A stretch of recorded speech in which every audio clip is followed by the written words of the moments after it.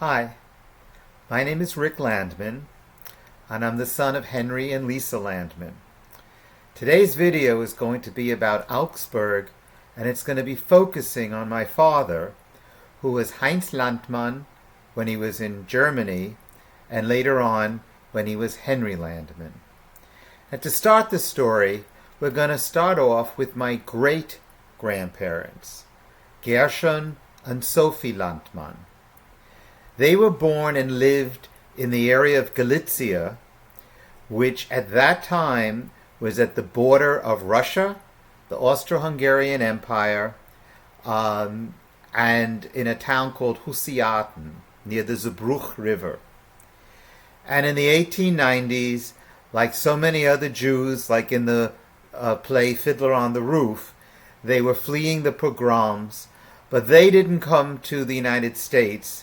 They moved with their 5 children towards Germany, and at around 1900, they settled in Munich. They were the Ostjuden. Gershon was a Talmudic scholar, and they lived at 20 Ichstadtstraße in Munich. And Joseph, one of their 5 children, grew up in Munich. Unfortunately, Sophie and Gershon Landmann did not get visas to come to America.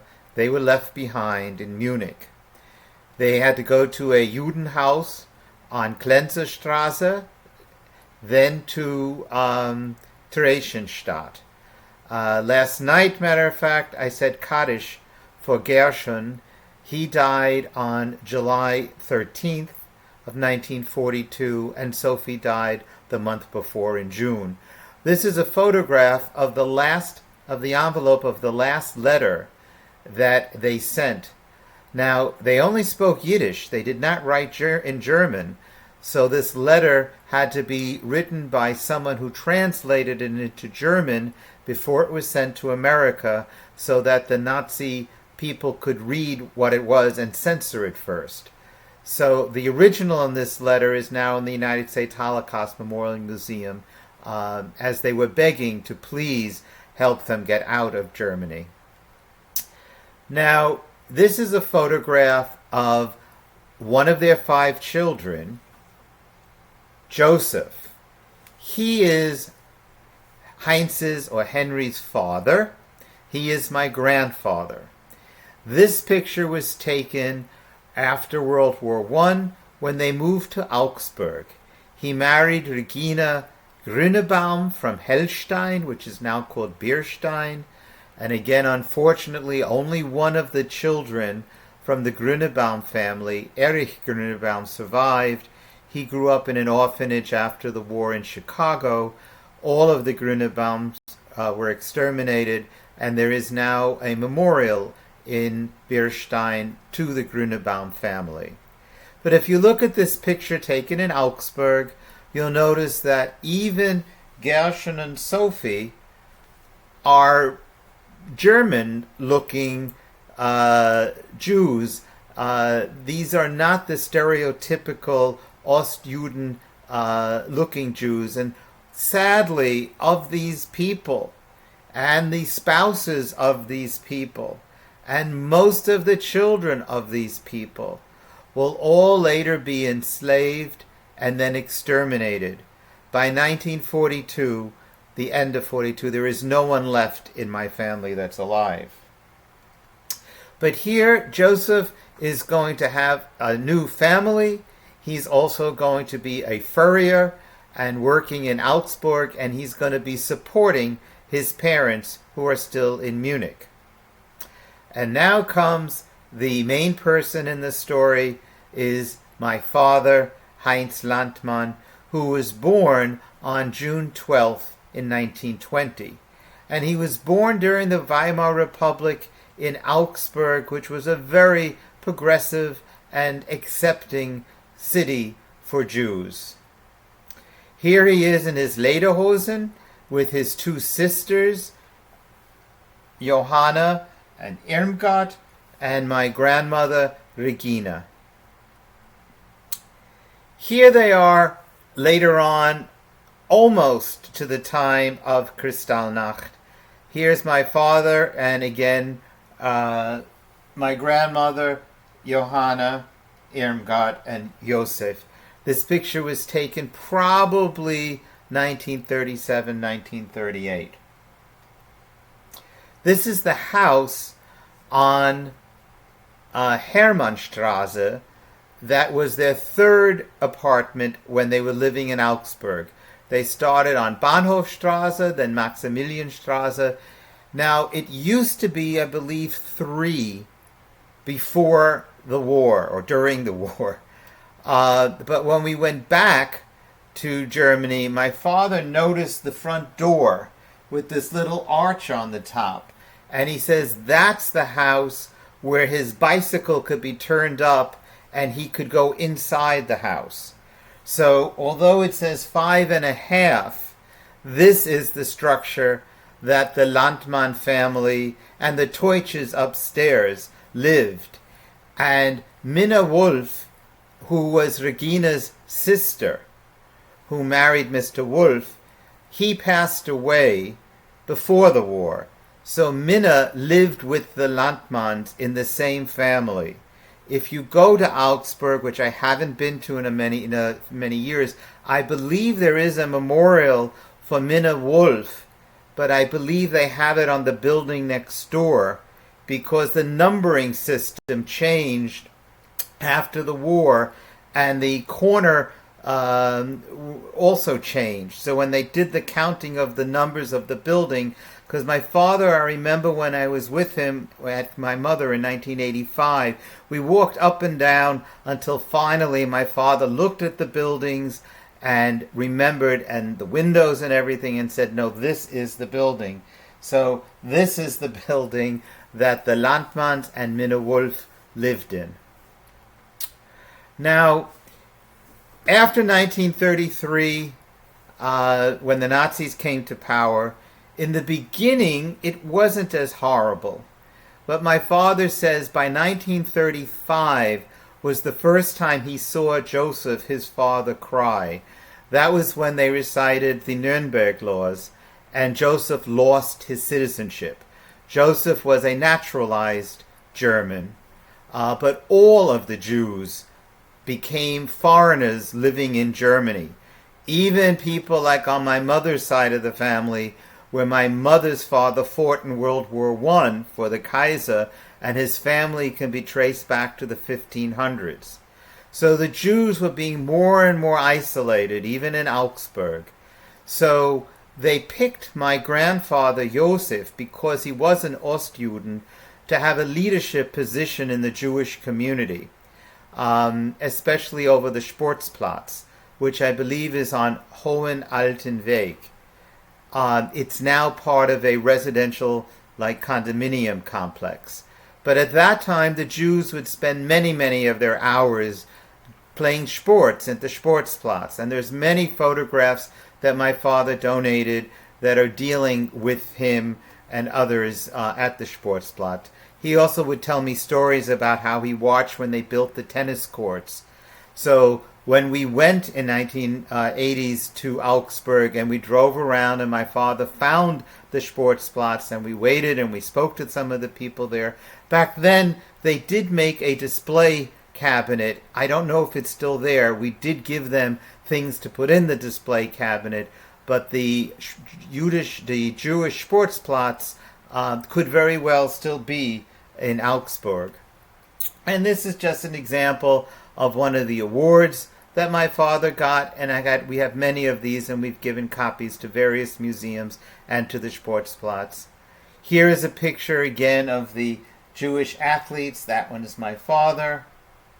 I don't know, that could be Arnold Metzger, I'm not sure.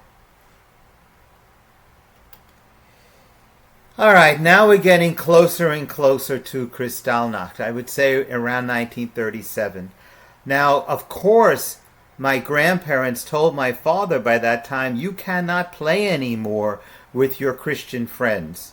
But my father had blue eyes and sort of lightish brown hair. So his Christian friend said to him, Heinz, would you like to go skiing with us? So he put on his skis and they went skiing, and this wasn't uncommon. I believe they would take a train to some mountain and then ski back down to Augsburg, but I'm not sure on the date where he was skiing when it got very cloudy, and they told everyone to stay in place until the clouds go away. And as they're standing there, down the mountain comes Rudolf Hess. So of course, everyone, including my father, gives a Sieg Heil, Heil Hitler, to Rudolf Hess, and they schmooze.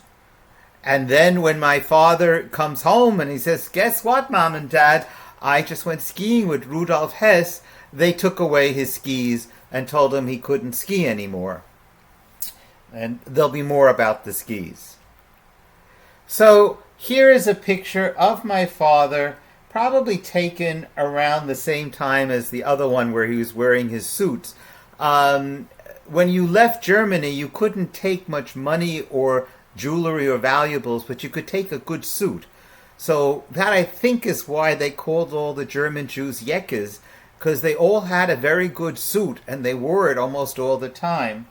The other picture is taken right before he left Germany in April of 1939.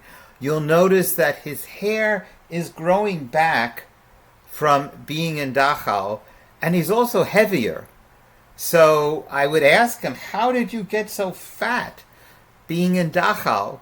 So he says, first of all, when I was in Dachau, all I ate was the bread, and people would give me bread since I was the youngest one, or one of the youngest ones there. And then afterwards, when I got out, I ate a lot. So this is the picture on the passport of my father. Now, this is Joseph. So I'm going to now get to the night of Kristallnacht. This is Joseph's passport picture. So on Kristallnacht, the Landman family heard what was going on, but stayed in their apartment. At around 5 o'clock in the morning, the Gestapo came, and they had a list. And Heinz Landmann was on the list. Joseph Landman was not. So they told my father to get dressed. He put on a pair of lederhosen, and he left. Then at around 8:30 or so, Joseph goes to his lawyer, Leopold Riese, and says, they picked up Heinz. What can we do? So Heinz was already walked with those two Gestapo agents past the synagogue, and he saw that the synagogue was being burnt. That's when he began realizing why he was arrested. Up until that time, he thought maybe for kissing a Christian girl. They then locked him up in the local police precinct. But as Joseph and Leopold Riese were walking to that precinct, someone yelled out, "Joseph, they're picking up the Jews, run!" So one of the Gestapo agents stopped Joseph and said, "Are you Jewish?" And when he said yes, they said, "Well, come, you're being arrested now. You're coming with us." So Joseph and Heinz went together from that local precinct to that big square that I think is in front of the Rathaus, where there were buses, big double two buses with like an accordion in the middle. And also the boy who lived upstairs from them, I believe his name is Erich Teutsch. His father, Arthur Teutsch, served in World War I, and he was wounded in World War I. So the Gestapo did not pick him up, but did take Erich. And Erich sat in the bus on the seat right behind Henry or Heinz and Joseph. And in Dachau, they stayed together as a group. The rabbi, my grandfather, my father, and Erich, when they were in Block 10 in Dachau, the rabbi went in first, then my father, then my grandfather, and then Erich. Now, I could spend an hour talking about Dachau. Maybe I'll do a special video just on that. And by the way, my father is in the book Namen Stadt Numen that they wrote about Dachau. My father is one of the 16 people that they wrote about. But Josef wasn't supposed to be arrested. So when the Gestapo came and rang my grandmother's doorbell, they said, "We're here to speak to Josef." And she says, "I don't know where he is. I thought you had him." So they had to search for Josef, and they found him in Dachau.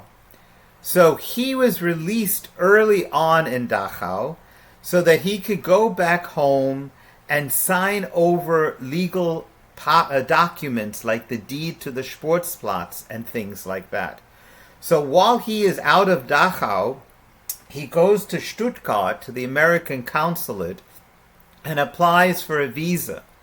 Now, the United States of America was very anti-Catholic, anti-Jewish, and in 1924 they started creating a quota system to make America back to the way it was in the 1890 census, when it was mostly Anglo-Saxon Protestants who were in charge.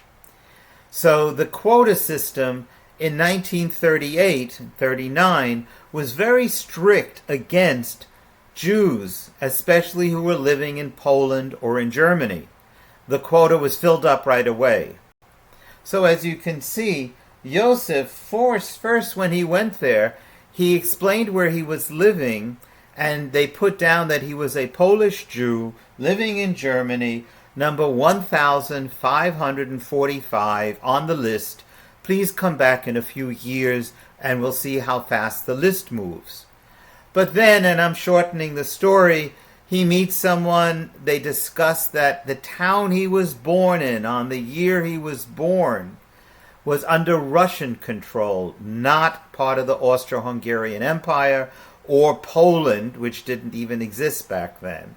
So they changed his quota category from Polish to Russian, and he's now number 56A.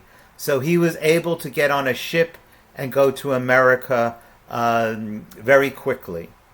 And while he goes to London to get on the ship to come to America, he stopped by a Jewish attorney named Charles Aukin. Now, my father thinks it was purely beshert and a miracle. As I'm doing so much of my research on the family, and my father passed away in 2014, I can't really discuss it with him. I'm not sure if it's a miracle. It could very well be that Joseph picked Charles Aukin because Charles Aukin's in-laws stayed with Gershon and Sophie in Munich before they went to London. But when my father gets released from Dachau, and he was released on a day with another man who was a cattle dealer in Augsburg and had a big fancy car, the Nazis confiscated the fancy car, but at least my father, who was still 18 years old, had someone to travel back from Dachau to Augsburg and then wait there with his mother and 3 sisters to see if Joseph could get him the paperwork.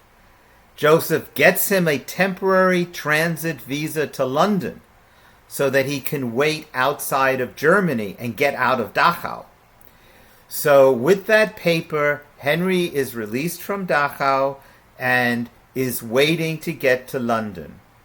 He leaves on April 15th of 1939.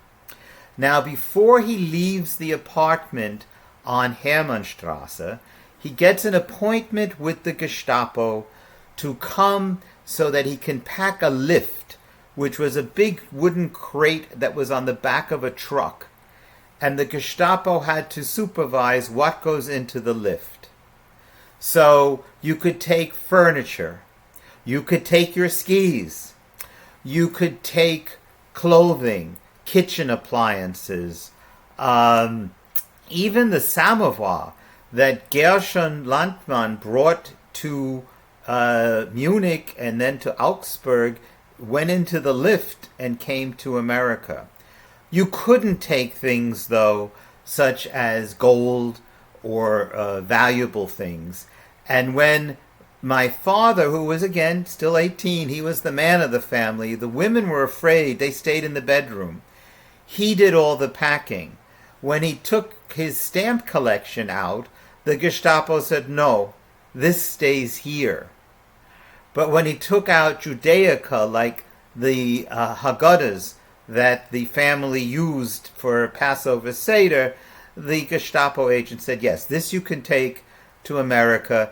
There's going to be no need for this in Germany.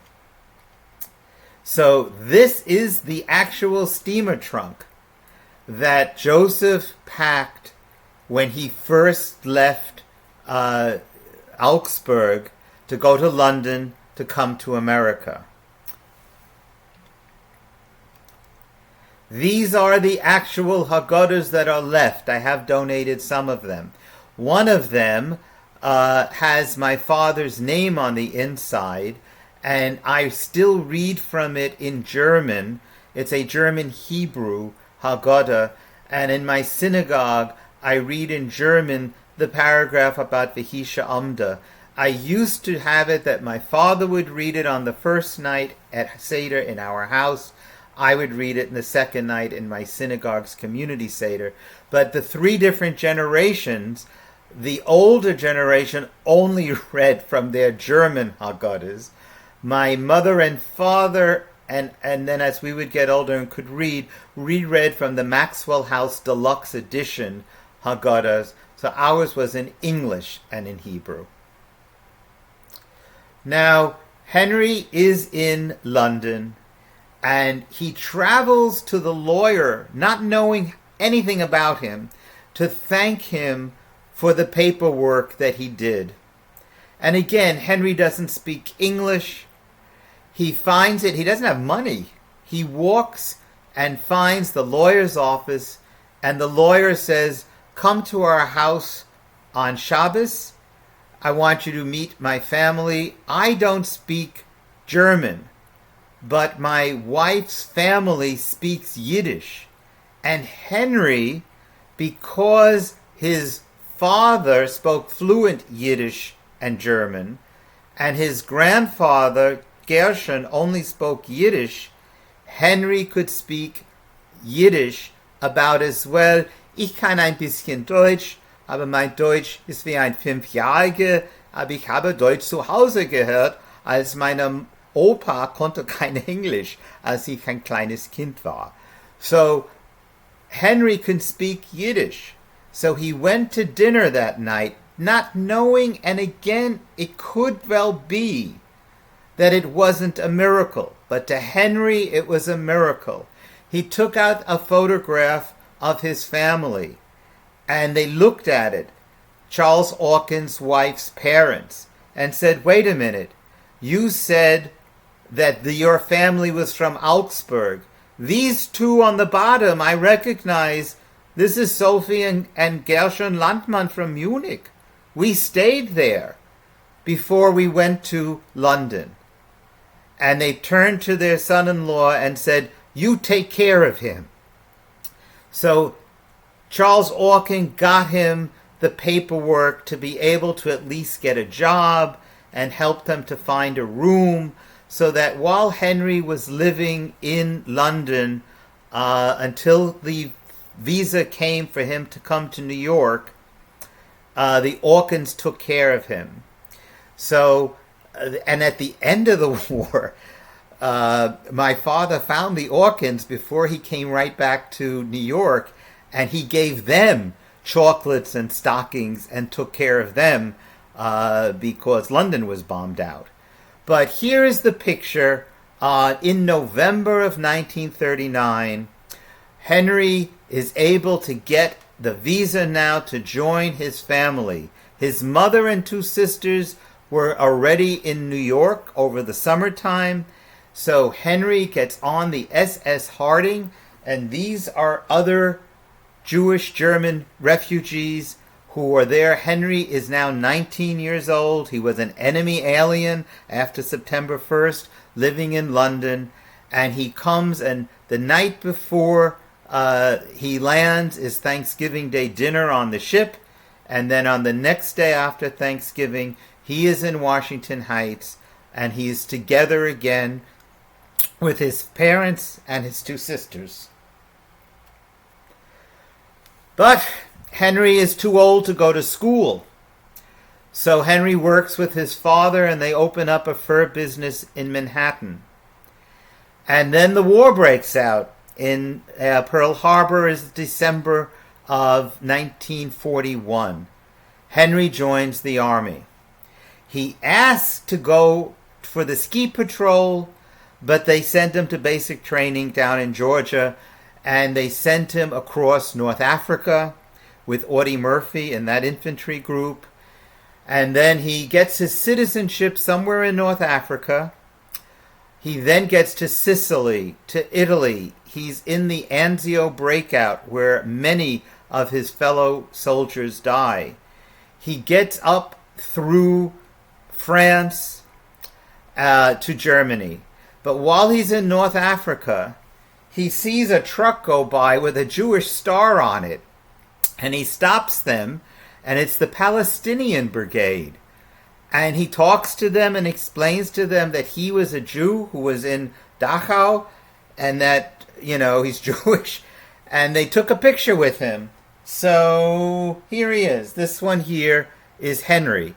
And again, I've given all of these photographs to the United States Holocaust Memorial Museum in Washington. They have the originals.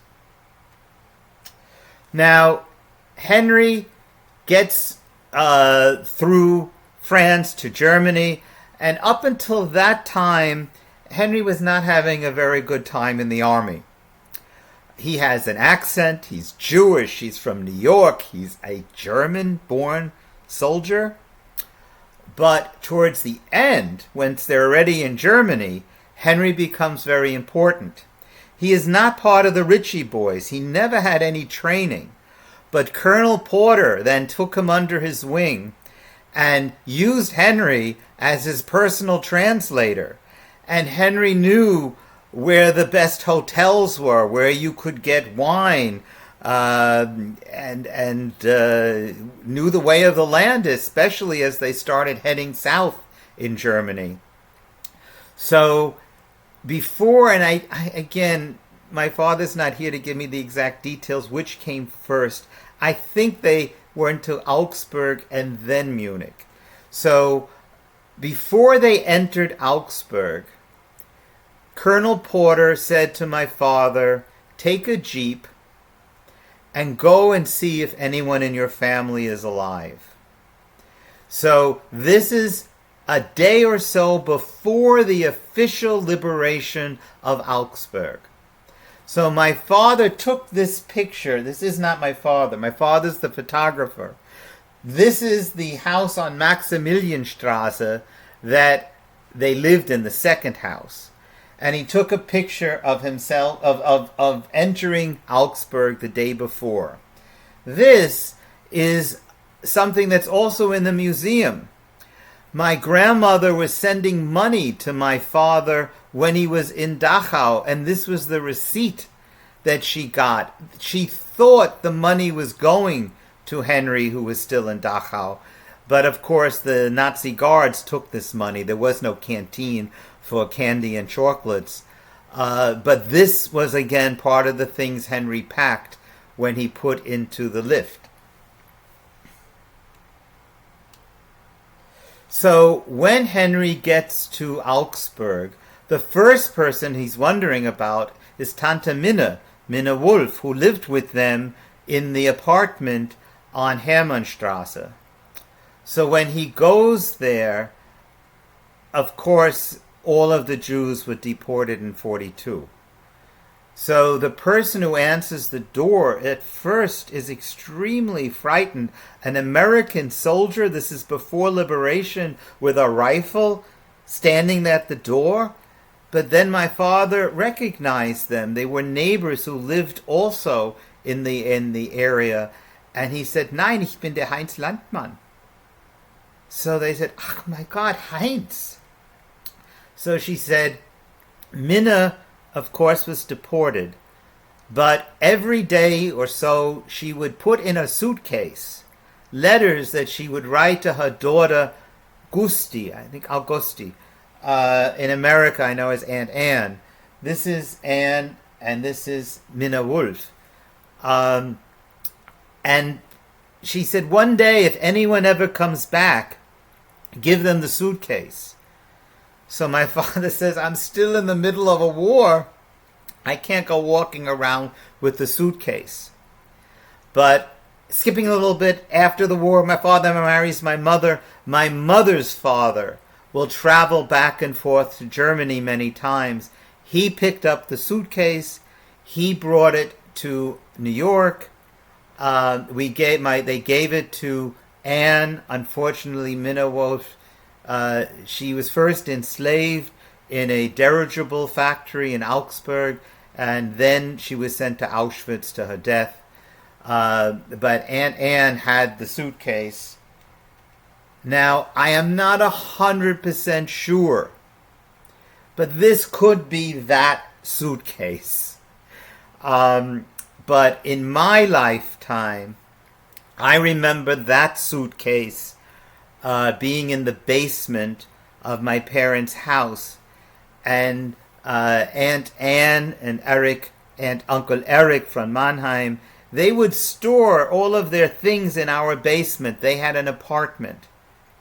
So, and when my father would need something, like at my bar mitzvah when I was 13 and I asked, how come there's no relatives coming to my bar mitzvah? He went down and he would get this suitcase and open it up, and it was still full of some photographs and things. Probably not the same photographs that Anne kept.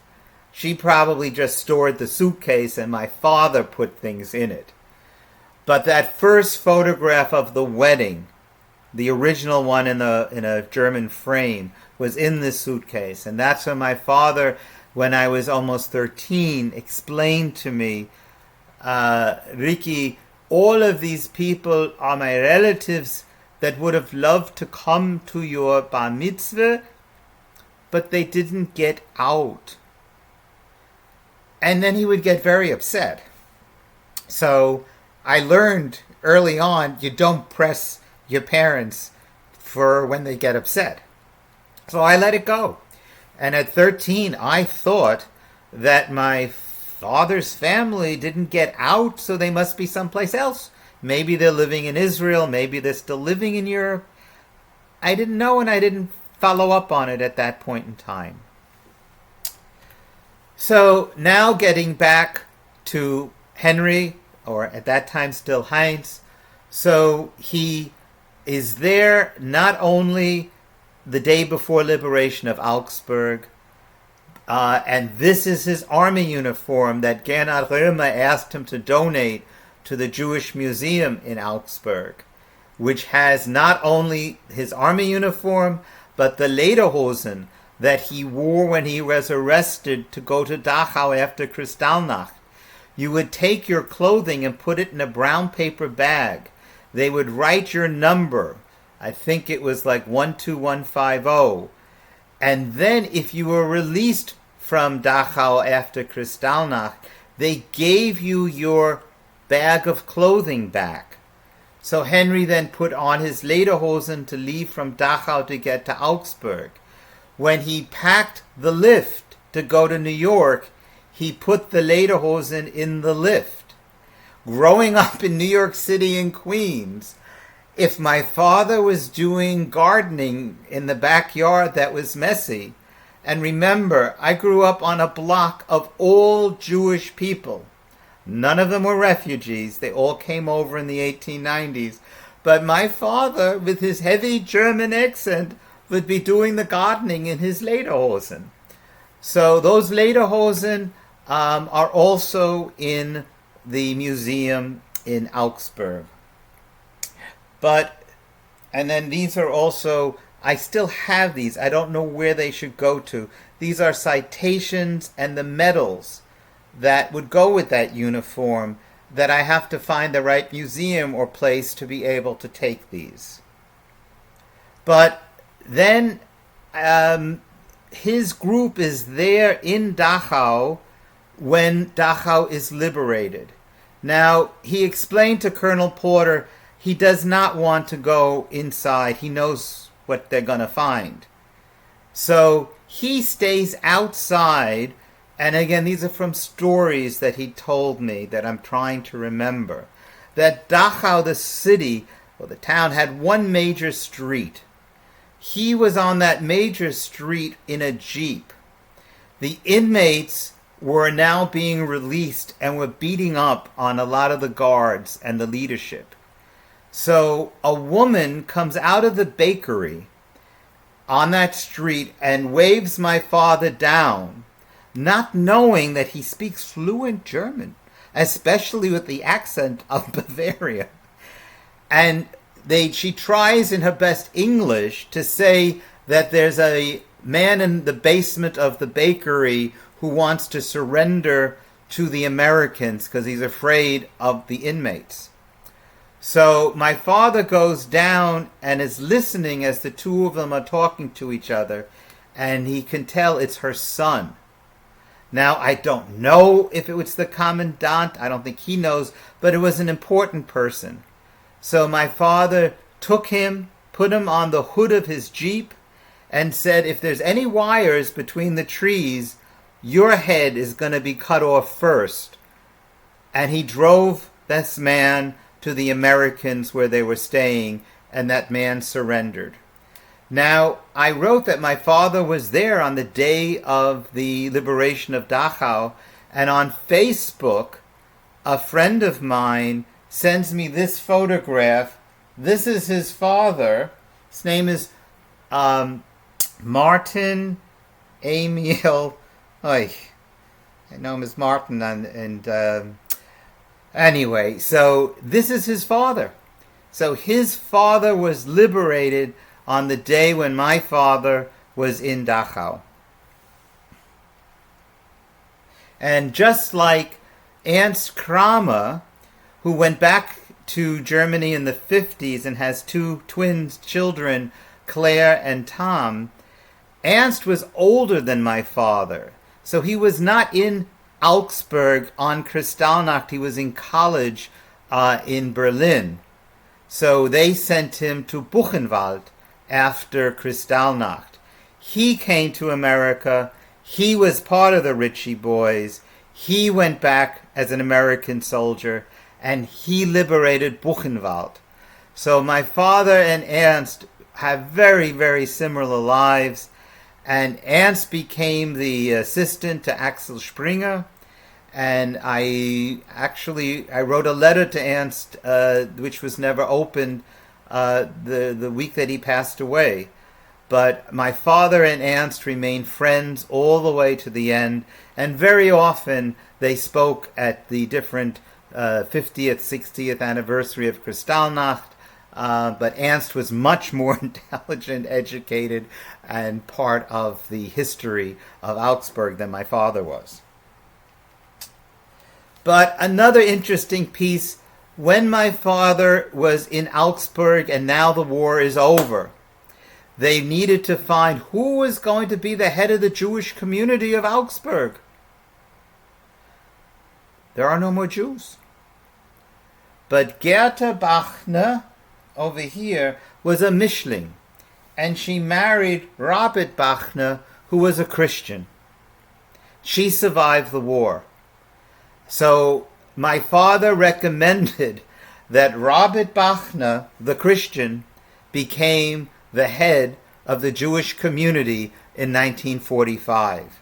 And again, my father was such a wonderfully forgiving person. He kept in touch with Augsburg from after the war. And when we would go to Germany, the Bachners would make my father Dampfnudel, which is his favorite dessert. And this is a picture of us and their children in Augsburg on one of the trips that we went there together. And then at the end of the war, when the war is over, my father's group is now in Salzburg waiting for his time to come to get on a ship to come back to New York. And my father reads that although the synagogue was burnt, it wasn't destroyed. And they were holding a Shabbos service. So my father went back from Salzburg to Augsburg, and on the first Shabbos service that they had, my father got an aliyah. Now, my father said you used to walk up all of these stairs, and with one finger you could move this big Aron Kodesh door to be able to take out the Torah rolls. He goes up for the aliyah. It's very hard to even open the door a little bit. And you look inside, there's no Torah rolls. There's an American Army Bible that is there. So my father takes out the Bible to be able to say the bracha for his aliyah. So again, my father is intertwined with the history of Augsburg so many times.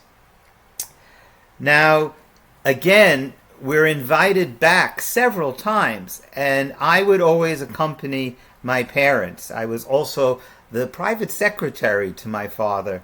He never learned how to type. So all of the correspondence that were typed, I typed them. And then all of the emails that we had to send during all of the events, I would type and send the emails. And my German was worse than Gernot Römer's English. So I would try to correspond with Gernot, but he helped with rededicating the synagogue. Gernot kept in touch with all of the Jewish refugees from Augsburg for years and would travel around the world visiting them and would ask, do you have photographs of your bar mitzvah or your wedding of the synagogue so that we can turn these over to the architects who are rededicating the synagogue and rebuilding it. So here is a picture of Gernot, my father, my mother, and Gernot's first wife at one of the events that we were there. It could have been the rededication of the synagogue. It could have been one of the Kristallnacht programs. Or my father and Gernot and myself got together and we sort of added into one of my father's speeches that there is no memorial for the Jews who died from Augsburg. So at the end of my father's speech, he said, where is it? And the mayor said, you're right, Mr. Landman. The next time we invite you, you will be for the unveiling of the Jewish memorial. So Gernot and I put together the list of the names and did all of the work together. And unfortunately, one of the names that I misspelled was Tante Minna. I thought it was Tante Mina. With one N, it's Tante Minna, because later I found a photograph of her store in Augsburg, and it says Minna with two N's, Wolf. So here's a book that I said from Dachau about my father, and we have many of the books that Gernot Römer wrote. And at the end of this, I'll show you how you can find a web page with all of Gernot Römer's books. And my father, these are still from him. If he's mentioned in one of the books, he would put a little blippele there. So now, again, this is towards the end of my story, when before I turn over that army uniform, my father wanted to try it on. So he tries on his army uniform. He's in his 80s now. It still fits him. Henry played tennis till he was 93 and drove a car till he was 93 years old. He passed away right before he was 95. This is the lederhosen that I believe is now in Augsburg. For a while it was part of an exhibit from Dachau. Here's Henry trying on the lederhosen in his living room in Queens. And the picture on his wall, that's the green poster from one of the programs that we went to in Augsburg. Here's the synagogue. You can tell there's no Jewish star on the top, so this is after the war, after the restoration, that my father walked past on Kristallnacht when it was in flames. This is an interior postcard. This is like one of the things that we sent to Gernot Römer when Spigorny, the senator there, was putting together the funding to renovate.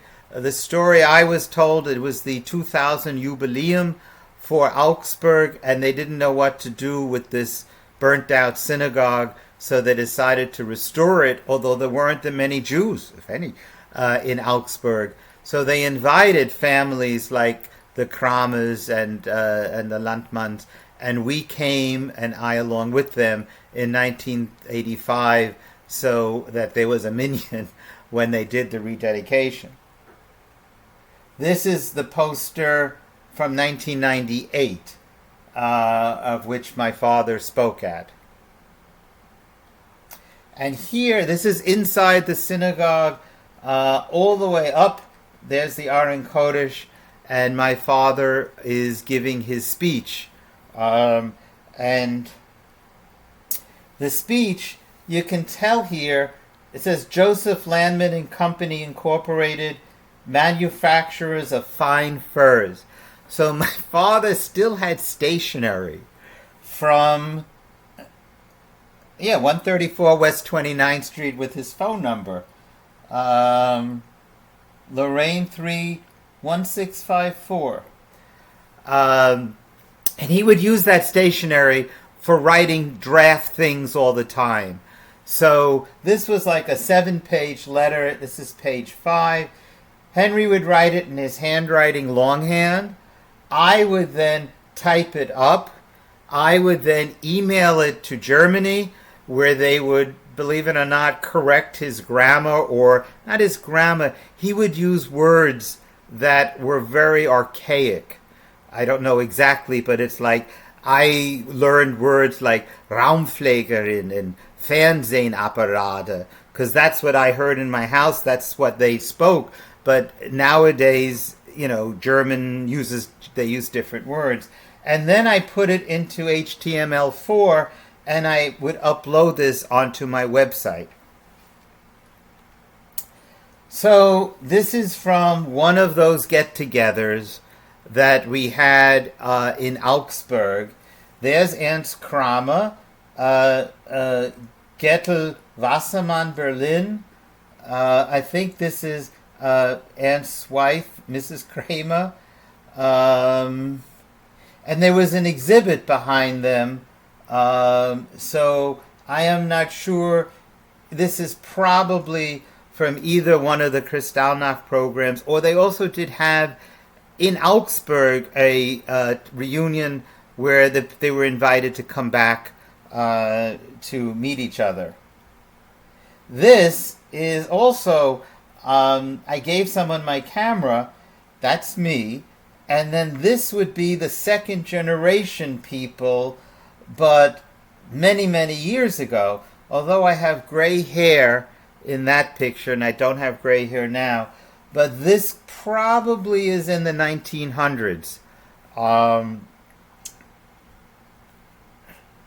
In Augsburg at the synagogue, up again on that podium, and there is the Aron Kodesh behind. Now, my father twice, once in 1988 and in 1993, held reunions in the Catskill Mountains in New York.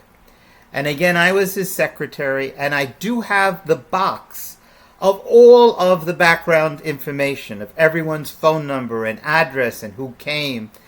And again, I'm waiting to find out which is the best museum who would want these things. But my father put together a reunion in the Catskill Mountains, and 88 Augsburger families from around the world, South Africa, Israel, Germany, America, came to that reunion. And my father made this to give to each person. It's a collection of photographs that he had from the Augsburger Jews.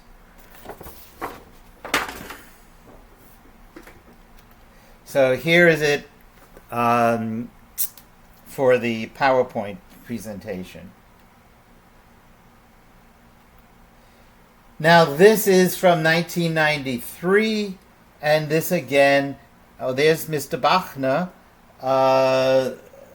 there's my father. No, that's not my father. So I think this is Mrs. Bachner. Oops, I touched it. So again, I have pictures taken of the different reunions in the Catskills.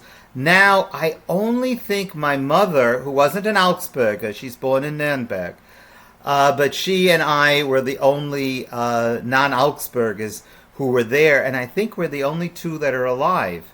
My mother is 95. And I just want to give one little anecdote.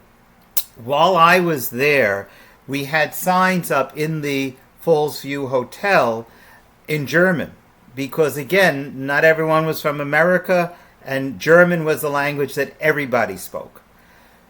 And I'm sitting in these sofas in this big lounge area as my father would go into these type of rooms and were speaking, and they were holding meetings and talks and stuff. And I heard this woman going, "Sylvia, the Germans are here, the nerve of them coming and taking over a Jewish hotel." So I was just sitting on the sofa reading a book, and I turned to them and I said, "No, those aren't Germans." And I think she even probably called them Nazis. I said, "No, those aren't Nazis, those aren't Germans, those are Jews. But they're German Jews, and they're getting together for the first time, and they're having a reunion here." And she said to me, "Germans are German." So I just got up off the sofa and left. But their hatreds and animosities still held root even in the 1980s and 1990s in New York. So this again is the picture of the Falls View. It's a beautiful place. Now, I'm just going to sort of wrap things up because we're leaving Augsburg. The war is over. Henry comes home.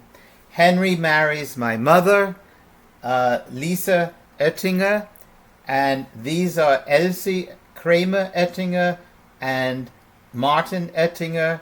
I'm going to do an entire video on them. Elsie's aunt is Helena Kramer, who was the friend of Bertha Pappenheim, and she gave my grandma a necklace. My grandma gave it to me, so I have a necklace from Bertha Pappenheim, and again I will spend an hour on that side of the family. But where my mother left Nuremberg at 6 because Opa kicked Julia Streicher in the Tuches and was on the list to go to Dachau the day of opening, March 23rd, 33, he fled and went to Strasbourg. So they stayed in Strasbourg until after Kristallnacht, and then they were able to have a relative in America give an affidavit. So that side of the family basically was able to come out much more than the Landmann side. And then my mother went to high school in Washington Heights and even was able to go to college. So it was a totally different experience that side of the family had. Then comes Henry, Lisa, me, Ricky, and my brother, Bobby. So those are the four of us. My mom still lives in that house that I was born in Queens, New York. So now I'm sort of trying to wrap things up. And if you want to do any research on my father, we have given them probably over 1,000 photographs and documents to the United States Holocaust Memorial Museum. You can Google USHMM and the words Henry Landman in quotation marks, and you can see a lot of the exhibit has been digitized in his collection that is in Washington. Now, I made a website in 1997 called infotrue.com, and you could go to that website And if you go to the one k.html, I have all of the Kristallnacht speeches that he made in English and in German. We also started back then a second generation for Augsburg webpage. My cousin Rini and I were basically involved with it. It's still on my website page, but hoping that one day, somebody incorporates it and keeps it. But that's the URL to go to if you want to read the list of all of Gernot Römer's books. I have that on that page. And then these videos that I'm making now, I did one for Munich, I'm doing one for Augsburg, I'm going to do one for Nürnberg, Uffenheim, Hellstein, and Friedberg. I'm not sure what's going to happen with these, but I am making them and then as YouTubes and uploading them to my website. And finally, I did write a book. Again, it's not for Amazon, and it's only part 1. I haven't written part 2 yet. But if anyone wants to read more in detail, I have a book. I don't know how you would get it in Germany, but you would go to my webpage to the link on book, and you get it through Shakespeare and Company, which is a bookstore in New York. There is a book written about my father, and I am hoping that the author self-publishes it. It was never published, but it gives in detail his war year history. So I appreciate the hour that we spent together. Vielen Dank. And ich hoffe that sometime in the future I'll be able to go to Augsburg. In the meantime, I made this for the people of Augsburg to hear Henry's story. Wiedersehen.